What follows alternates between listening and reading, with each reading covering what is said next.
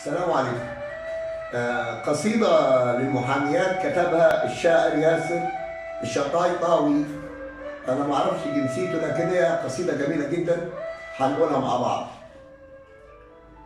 صادفت في دار القضاء محامية مع فرصة لي بالحديث مؤاتية، أوقفتها وبما تجد صبابتي كانت علامات التوتر كافية. كلمتها والقلب يسمع نبضة من كان ينصت في أذان صاغية. أشرعت في حجج الحديث ولم أكن أدري بأني في البداهة داهية. وتخيل الكلمات كيف قد ارتقت ما بين حرفة شاعر ومحامية. الشاهد ينصف مثلها لو ربما ما بين آنية يضار وآنية. ينساب من فمها الحديث مضاهيا رقراق ماء في سماحة ساقية،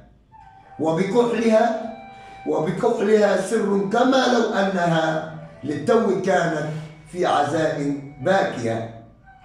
تشعرك بالدفء الكمين بعينها وتجيب قبحك في النوايا الصافية، بقوام عارضة ومشية ناسك وعذاب قديس وخفة جارية، وهدوء ليل وانتظام مجرة وحنان والدة وسطوة ماضية.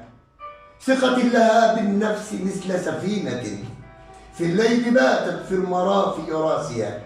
لم تكترث زخم الحضور وقد بدت في كل حين للعيان كما هي، كرسالة حفظت بجوف زجاجة وصلت إلى أمن الشواطئ طافية.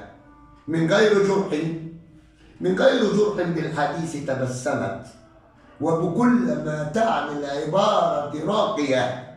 قالت بهمس: لست إلا شاعرا، اذهب وشعرك للهلاك بهاوية. اذهب بشعرك للهلاك بهاوية.